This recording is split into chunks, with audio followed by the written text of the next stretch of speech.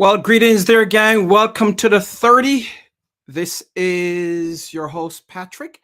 I am here on another wonderful week, another wonderful day. This is the 30 where we broadcast weekly. Our focus is providing information, valuable information to you, our viewers and listeners. And the goal is to help you to enhance your personal and professional lives. I am certainly glad that you decided to join us on today. Do me a huge favor, make sure that you like and share this broadcast because we have something very special in tune for you today. I am telling you, it's going to be fantastic. Someone who tries to keep me looking good on a weekly or bi-weekly basis. I know for him it's a difficult task, but you will hear from him shortly. You know, last week, as we continue our celebration of Black History Month, last week we had Pastor J.D. Jackson on. He's the senior pastor of United Church in Pittsford. That's in Pittsford, New York. And we talked about Black history in Rochester, specifically his efforts and making sure that there is a monument for Frederick Douglass and his involvement, and also Pastor Jackson's involvement with the naming or renaming of our local airport, which is the Frederick Douglass Rochester International Airport. So we had a fantastic discussion on last week. If you want to see that discussion or any of our previous episodes, make sure that you go to the Jackman Group's YouTube channel and check that out. It is at Jackman Group LLC. So I'll put that up here for you. That's where you can find our YouTube channel at the Jackman Group LLC. Well, this week we have a very special guest. As I mentioned, it is someone that I've known for some years now, and he's responsible for trying to keep me looking good. The little hair that I have here, he's responsible for making sure that's fine and looking the best that I can. So I'm just going to bring him on and let him introduce himself, and then we'll have a conversation probably for the next 25, 30 minutes. So let's see here. Joe, how are you, sir? Doing well, sir. Doing well. All right. Well, welcome to the 30. Joe Monds of the Monds Experience.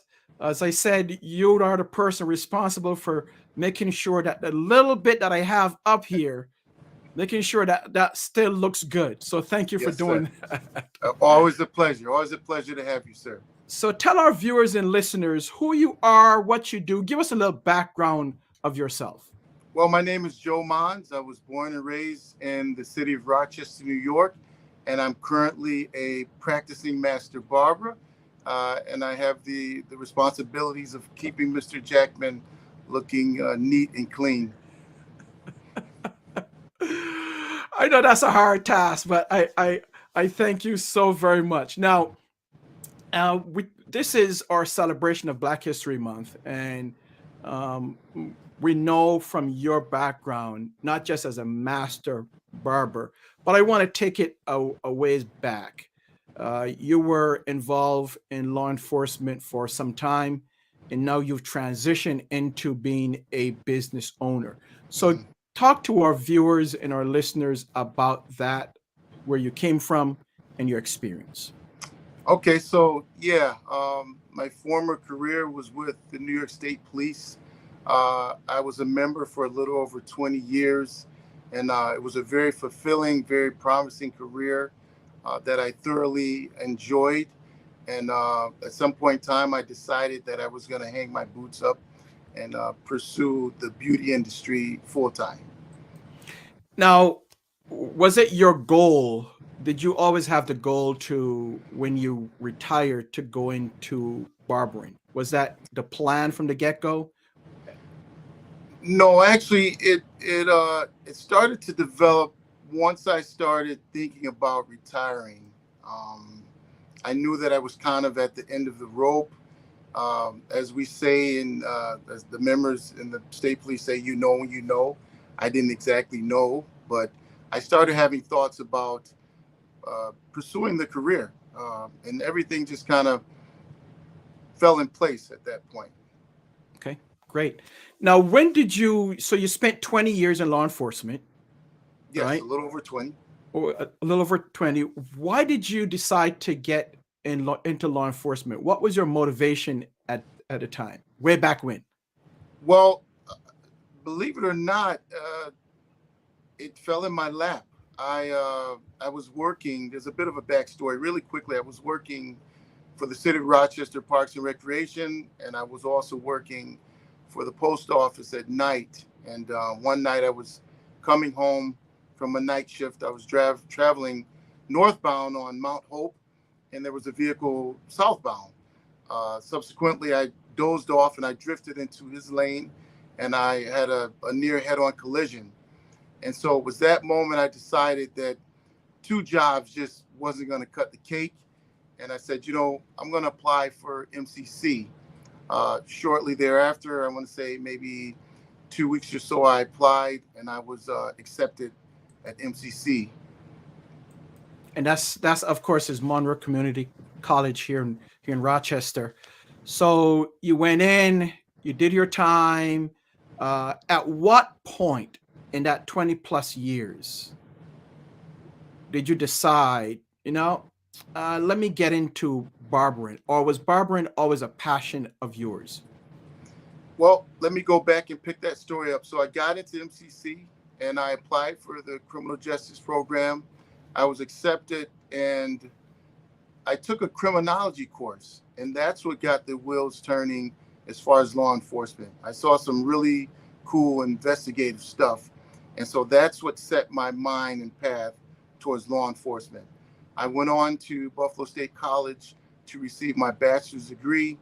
While I was there, I graduated 2000, and I started working for Hillside, North Haven, and there were times where we went down to the courthouse, and I would speak to the deputies, and I said, hey, this would be cool to become a deputy sheriff at the courthouse. And I asked them, hey, there's one particular guy, an African American guy, who kind of stood out. And I said, hey, how did you get into this position? And so he said, hey, just go take every civil service exam that you can. And so that's what I proceeded to do. I took the state police exam, and I took the Rochester Police Department exam. Wow. So you did have a back history there, and then you got in. And how did you find it? What was your experience like? Within the organization, Yes. as I said, it was very fulfilling. Some of my deepest, darkest moments, as well as my greatest moments, were with the state police. I've been a part of rendering aid and assistance to the Virgin Islands back in 17. I've been a part of the aftermath of 9/11, the manhunt for Ralph Phillips, Escape from Dannemora, which has a great documentary on Netflix if you're looking for something to watch. But yeah, it was a very fulfilling career. There was a lot of danger, responsibility that came along with that career. But as you know, all good things come to an end. Right. And so then, Joe, you made a transition. Were you barbering at that time while you were in law enforcement? I tell you, when we were deployed to the U.S. Virgin Islands, if my memory serves me correct, they were ravished with about 5 hurricanes. And so that was the first time in state police history that we left the continental U.S. to render aid and assistance on an island. So when we got there, we were doing this secret scientific unknown training, and someone saw my thumbprint, my picture of me with a pair of clippers. Long story short, while we were at the villa station there, a captain asked me, "Hey Joe, can I get a haircut?" And so before you know it, I was cutting everyone's hair, and I was just showing everyone what my hobby was at that particular time, because I wasn't serious. I wasn't fully immersed in the beauty industry at that time. It was just a hobby. As a little kid, very quickly, My mom would watch Guiding Light or All My Children, and she would have me comb her hair. And the minute I stopped, she would say, "Hey, what are you doing? Get back here." And so I think I started developing an eye for hair at that point. But when I fast forward, I still hadn't created the connection or the passion to make barbering a career. So when did the passion come, and you says, this is something that I really can get involved with? When did that come? Well, I tell you, like I said, like I mentioned before, you know when you know. I want to Right. say that I was on 390 at an unknown location, and my mind started thinking about the barbershop. And being a state trooper, you have to be laser focused. I mean, it wasn't a distracting thought, but every day or so, I found myself thinking about the barbershop. At that point, I was working as an apprentice, and I worked both jobs for 2 years. And so at some point in time, my mind said it's time. And then I started taking the necessary steps to pursue a career in barbering full time. Wow. So you started uh, as an apprentice, and how long did that take?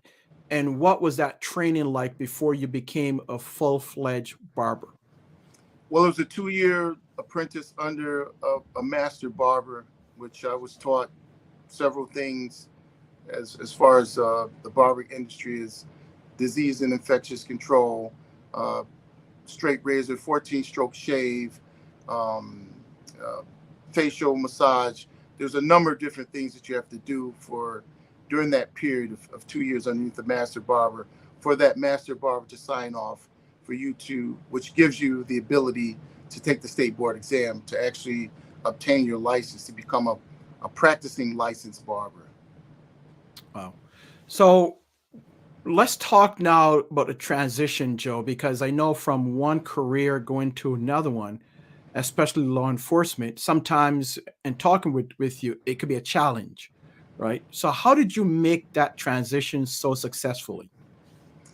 Well, I was already, like I said, it was a hobby. And the moment that my mind started drifting, I had made a decision that I wanted to pursue it full time. So I got into the apprenticeship, and the clients that I did have, they were encouraging me. They would say stuff like, "Hey, you're gonna have a barbershop. This is only the beginning." But I didn't quite have the vision because for so many years I cut hair and it was just a hobby. My Mm, grandmother was a foster mother. She took in over 200 kids. I cut every kid hair in the house. wow. Never thought about it until I looked at my financial portfolio, and I was doing it for 2 years with one day off. So I said, "Hey, I can't keep burning the candle at both ends here. So something has to give." So you decide, okay, 20 years, that's it. Put up the boots and move into barbering. Pretty When much. when I come back, I want to talk about the journey and how things are going right now, and then what's coming next. So give me about 10 seconds, and I'll be right back.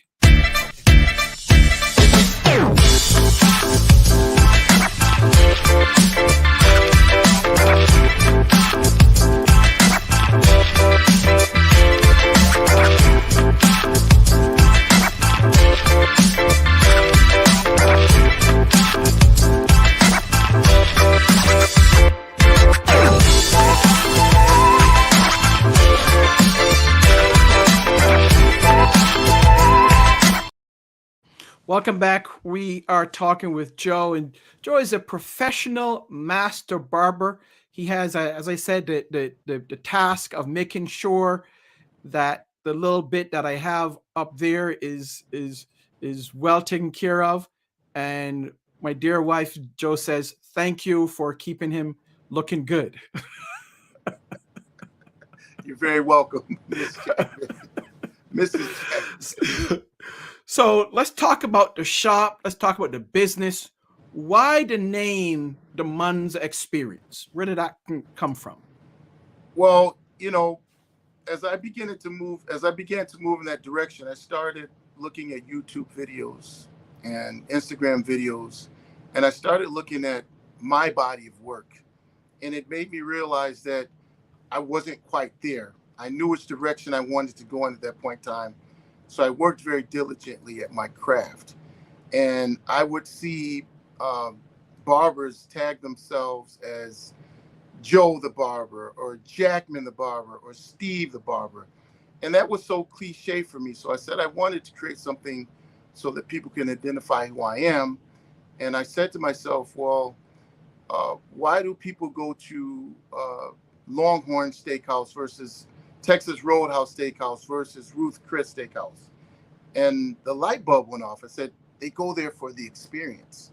So while I was honing my skills and practicing my craft, I said, that's it. The Monds Experience. I want to create an experience that's unique and personal to every individual that I come in contact and provide a service for. Wow, that's a great story there in terms of the experience, and it is an experience. Let's talk, Joe. Well, let's see if we have any comments. If you have any comments for Joe, go ahead and drop them in the comments field now, and I'll make sure that he gets them. Or if you have any questions about his journey and where he's at now, you can go ahead and drop those questions also in the comments. Erica from all the way from South Carolina, she says, "Hello all." Hello, Erica. Hello, Erica. So, Joe, let's talk about now. You have your own business, your own shop. Let's talk about what is next for you. Where do you see yourself going? Well, initially, my thoughts were to expand, and I'm still, that's still a possibility. But what the barbershop has taught me is I need to first make sure that it is fully staffed and that I have reliable people that can carry the name and the experience in the standard that it was set. So once I can do that, I think that I will possibly look for another location. And then, there's a possibility of other investments that I would like to entertain as well. That's fantastic. So you success in one, and now you're successful in another. That is such a blessing because not many people have success in two careers in a lifetime. So kudos to you. Let's see who's Carlette, who's also a master barber. She says she gives you two claps or two cheers. And Thank you, then Carlette. I know this is your aunt, I think, Sherry. She Yes. says, hi Joseph, so proud of you. Thank you, Aunt Sherry. So as we look at, I know that you not only do here for the Monds Experience, but you also give back to the community. Yes. And you do that, I think, on Mondays. So let's talk about that. Yes. So myself, as well as with the UPBCA, which is the United Barbers and Cosmetologists Association, we go to East High School and we give back to the kids on Mondays as well as Tuesdays. Willie Lightfoot is the president of that organization, and I'm also an alma mater at East High School, and that's our way of giving back to the kids there at East High School that may be less fortunate or may be in need of a haircut, and maybe the parents don't have the resources to do that for their kid. And all that you and Councilman Willie Lightfoot do, all that is free, right? You don't charge anything. That is your way of giving back to the community. That is correct. It is absolutely free. We donate our time, and the program has been working out really well. I'm going into my second year, and it's been great. And what are some of the things that the young men or young women come up to you and talk about? What are some of the things that you experience in that interaction? Well, I with the tell you, students? it gives me an opportunity to do some mentorship. That the kids don't know me, so what I do is I share a piece of my story, a piece of my career, and I usually start that conversation off by introducing myself and telling them, hey, I went to school here in '93, and I remember walking the halls of the school and so on and so forth. And so that has been the ultimate icebreaker, because once I share, then they share, and then I kind of, ask them, what are your grades like, and so on and so forth. And yeah, they open up at that point, and it becomes a very positive exchange. And my goal is to hopefully leave something with them that inspires them to possibly pursue a career in law enforcement, or maybe in the beauty industry.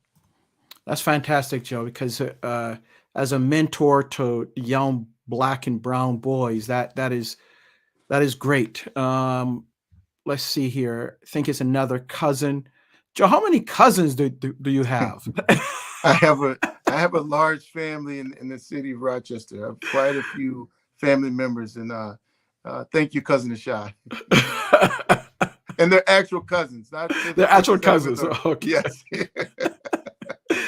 And then someone don't have a name here, but they said that's amazing for the youth. So kudos. That's Dennis. That's cousin Dennis Wynn. I know his handler there. Okay. So this is another cousin. That is another cousin. He lives in Florida. Oh, shout out to Dennis in Florida. That's great. So as we look to the program, Joe, in your business, I noticed that in the upper right, which is your left, there's a logo. What does that signify? Is that part of the business? That is a part of the business, and that goes back to my days in the basement, me thinking of the Monds Experience. And now, so I'll tell you really quickly, while I was deployed in the U.S. Virgin Islands and I was cutting the troops' hair and so on and so forth, I got back home and I said, okay, I need to find something that's going to help others identify who I am. And so I initially came up with a lion that I put up on Google. And I'm a bit of an artist myself, but I can only draw things as I see them, but I can't pull images out of my head. So long story short, I connected with a guy on Instagram. He lives in Florida, and I told him what I wanted. I said, I want a lion, and I want my name here and there, so on and so forth. And a couple of weeks later, that's what he produced. And so what I did was I said, okay, now I need to put it out there. I need to put my name out there. I need to point people in my direction, because for so many years, I never shared the fact that I had this God-given talent. So when I shared it with folks, they were in disbelief. And so I reached out to family, and then I called the guys from the Virgin Islands detail, and I said, hey, this is what I'm trying to do. Here's my logo. And at that point in time, I had purchased a heat press, and I started creating T-shirts with plastisol ink and working with different vendors. And all of those guys who I cut their hair for free, they called me. They said, Joe, I want 5, I want 10, I want 15, I want 20. The calls were just overwhelming. The support was just unbelievable. And that was the birth of the Monds Experience logo and the start of the branding cycle. And so that original logo read Fade or Die. The one that's up there now says Barbering, because that was the second stage as I moved into the barbershop. I put Fade or Die on there initially because that was the most difficult thing to accomplish. I spent hours and hours in the basement with my boys trying to master the transition of the fade from bald to skin to 1.5 to 1 to 3 3/4. And it just didn't happen, to the point where I was going to actually give up. And one day when I got right to the end of my rope, it just started clicking. And I put Fade or Die in there because that's really what it is in the industry. If you can't create that transition, I'll tell you, that's 95% of the requests is a fade, whether it's a high top fade, whether it's a taper, whether it's an undercut. And if you cannot do that consistently, you will effectively die. Nice. Great, great, great. So love the logo, but you hit on something that we didn't cover yet. You hit not only on the barbering business, but now you have an apparel business too. Talk about that. Yes. So as I said, I to further put myself out there and to get my feet wet so that people can know or discover who I am, I ordered the heat press. I did some research on some tri-blend and ring spun. I said, if I'm going to do it, I have to do it all the way, not 20, 30. I need to go 1,000%. So I did my research. I found the top quality brand t-shirts, and I found all the tools that I needed. And I had my own little sweatshop in the basement, one t-shirt at a time, taking the moisture out of it, centering it, ordering in the ink, making sure it was the finest premium quality plastisol ink. And actually the ink that's on the t-shirts will outlast the t-shirts. So I did that one step at a time. And so while I was doing that, the gears were spinning, and I said, okay, well, I'm going to do a grand opening. So at the grand opening, I started coffee cups, t-shirts, hoodies, waistbands, personal protective equipment, masks. And so everything just kind of catapulted from that logo. And that started the business end of the Monds Experience apparel. Wow, that's great, Joe. Carlette asks, why did you choose the lion? The lion represents strength. The lion is one of the king of the jungles. Okay, so strength. So as we have a couple of minutes here left, Joe, and I have 2 or 3 other questions for you. What advice would you give to young Black men or men of color who are considering getting into law enforcement as a career? I would strongly encourage anyone who is serious about pursuing a career in law enforcement to apply to join the state police. It was an awesome career from start to finish, and I absolutely have no regrets at all. And I still wear the color purple very proudly. And as you know, I've incorporated that into the business. And I want someone to ask me, what does the color purple represent? I think you know, Patrick. I do. I do. That's for another show. Okay. We'll leave it to the next show. Exactly. And the other question here, Joe, is what advice would you give to officers who are considering retirement but not sure what they should do after retirement in that transition? I would say first, look at your financial portfolio, run your numbers through and through, pray, run it by your family, and have a plan B, because you have to fill that void. I worked 12-hour days, okay, and I would leave the shop. I would leave patrol, and I would go to the shop and work another couple of hours. So I would work 14, sometimes 15-hour days. And when I retired, I had to fill that void. And let's say it took me until now a little over a year to fill the void and to kind of fill up that day with doing things to stay busy. Great, Joe. Thank you. Lastly, if you were to look back, Joe, at a young Joe, 20 years old, with everything that you know now, what would you tell a 20-year-old Joe? You know what? I would commend a 20-year-old Joe Monds for handling the adversities the way that he did and making the right decisions, such as going straight at the fork of the road, which was not the path of least resistance, and working extremely hard to become successful today. All right, some good words of wisdom. Well, you're not totally off the hot seat yet, right? You didn't know this was coming. No. But everyone that we interview or we have a discussion with, we have what we call rapid fire, where we ask them some specific questions to kind of personalize them for people to get to know you even more. So here we go. First one, your favorite food. My favorite food is chicken breast. Okay. All right. And that's because of the protein, I guess? Yes. Oh, okay. I'm a high protein guy. Favorite place to vacation? Aruba. Ah, okay. Favorite type of music? I like all music. Nice cop out. All right. Your favorite artist? My favorite artist, I don't Musical have one. artist. I say again. Your favorite musical artist? I, I don't have one favorite. I genuinely enjoy every genre: country, jazz, rap, you name it, rave. I listen to a little bit of everything. Okay. All right.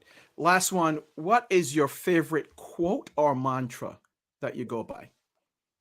Um, I don't have a favorite one, but I tell you, um, I kind of like iron sharpens iron. Mm, mhm. Absolutely. And so true. That is so true. But what So, I go by is strike until the iron is hot. Strike until the iron is sharp. okay. All right. Joe, thank you so much. I appreciate that. Any last words that you want our listeners or viewers to have? Anything you want to leave with? Well, I'd like to first say thanks for having me, Mr. Jackman. And if if you're in need of a barber, if you're needing and if you're in need of personal services, the Monds Experience Barbershop is located 729 Mount Reed Boulevard. There's a family-friendly environment there. It's a community barbershop. I'd love to earn any and everyone's business, who's who would come in and patronize me. And you cut all types of hair. I do. I do. Okay. All right. So anyone in Monroe County, you can contact Joe. And Joe, what is that website again? And also your number, and we'll drop it in the chat. Go ahead. It's the mondsexperience.com. And if you just type in THEMONDS, it'll pop up on any search engine. All right. And the phone number, Joe? The phone number is 585-484-0890. Okay, sir. Thank you very much. Say hi to the family, and we will see you pretty soon here. All right. Yes, sir. Thanks for having me. No problem. So we've had our conversation with Joe Monds of the Monds Experience. Make sure that you contact him if you are in need of barbering or apparel, because he does both. But thank you, thank you, Joe. I want to thank you, our viewers and our listeners, for being here as we continue the celebration of Black History Month. This was our last episode for the month with our celebration. Next week, we will have another guest as we move on with the 30. Make sure that you are here. You can either watch it live or you can watch it in replay. We stream live to Facebook, LinkedIn, and YouTube. If you're watching from YouTube, please make sure that you like and subscribe to our channel under the Jackman Group LLC. So thank you. May God bless you and your family. We will see you next week.